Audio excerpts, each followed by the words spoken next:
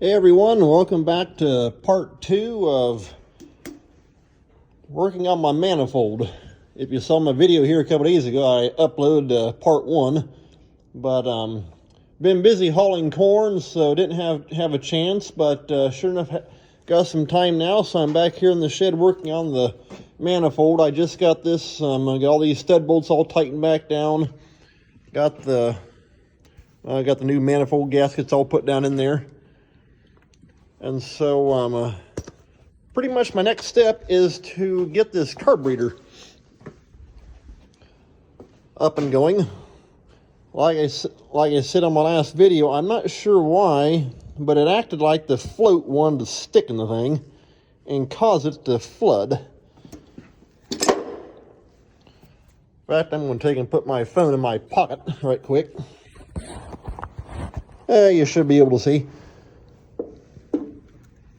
But I was having trouble with, it kept wanting to leak a bunch of gas right out here, right around that air draw where the air tube hooks on coming out of the oil bath air cleaner. And so I'm going to take this top half off and take a look down in there to see if the float's stuck on.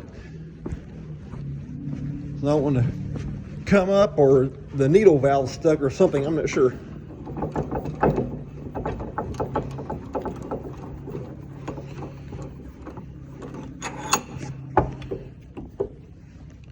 They can pinch it in the handy dandy vise, or so I thought.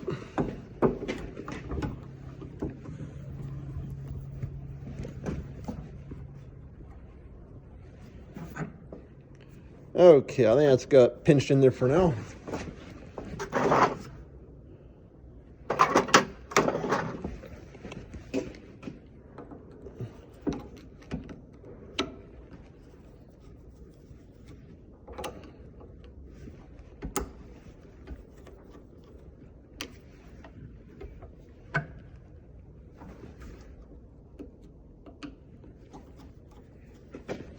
Okay, let's get in the bolts. There's 4 little screws that hold this top piece on. Come on.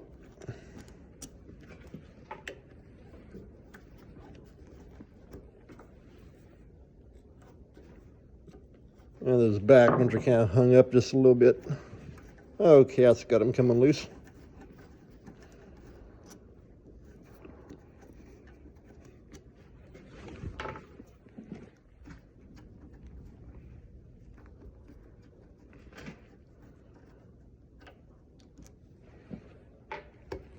Okay, that's got well, there's the float. And I'm not sure,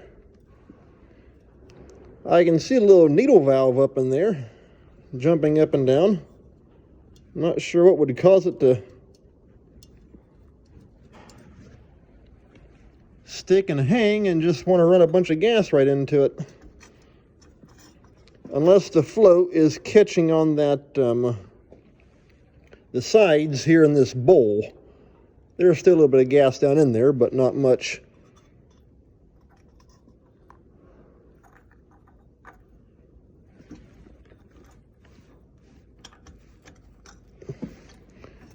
Now, trying to get it all back together, that's the tricky part.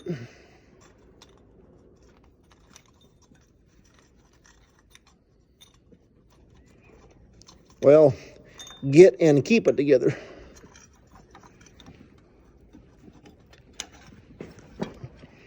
Okay, there we go.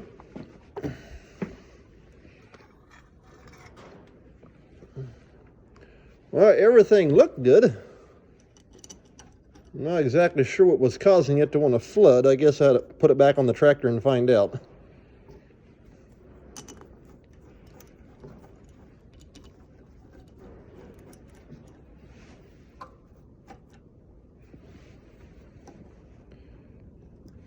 Trying to get all 4 of them little bolt holes lined up.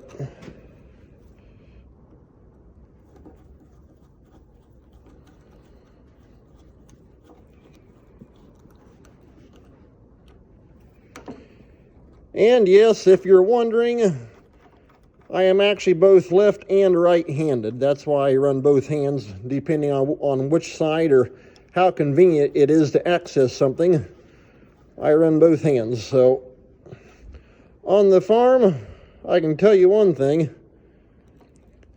It's very handy because sometimes you can only get to something on the right-hand side of something, especially machinery, or if you're working up inside the combine, you can either get in to it from the right-hand side, and or you can only come into it from the left-hand side. And so if you're just left-handed or if you're just right-handed, that kind of handicaps you. However, if you can use both hands, that's even better. Get the best of both worlds that way. And so that's going to come up underneath there like that. Get my mounting hardware back over here. Okay, and them two little stud bolts are going to go right up on inside there, like so. I got to get the throttle linkage back behind that thing put in. It's got a little tiny cotter key that goes into it. Okay, that is in. And then this right here, that little line is the choke linkage. And so trying to get that all stuck in that brand new manifold, sometimes them holes can have a little bit of a burr or something like that, and it doesn't want to mount. So it's got that little flat washer. However, that little jam nut does not want to go on.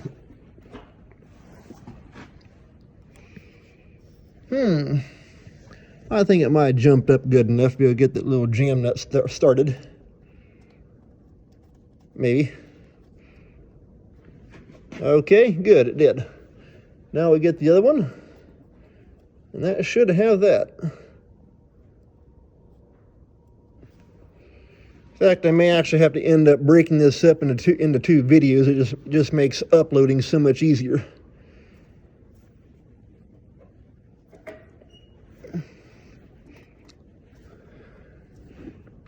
Okay, go down just a little bit to open it up, give me a little bit more room to work, and I think that one started.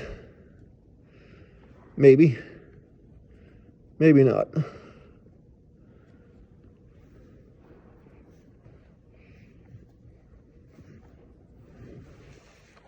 And now I got stuck in there, I can't get loose.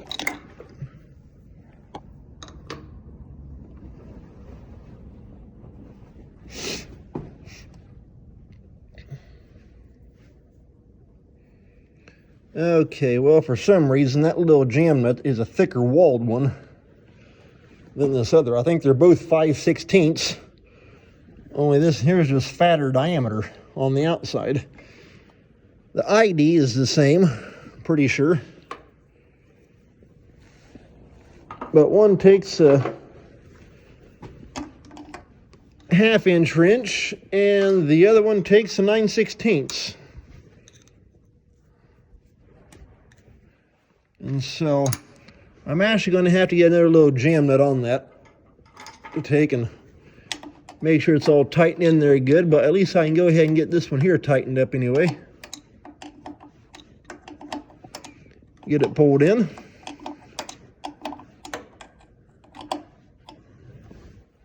Okay, that's got it mounted in pretty good.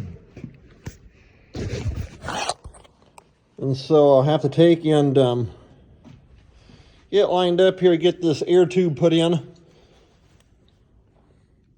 And I'll get another little 5/16 nut that goes in there.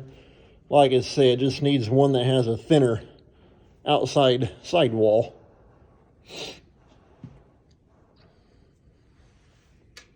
And then get the air tube reconnected, and then get this muffler put on. So I'll actually put that on in the next video. I'll just make it into a 3-part.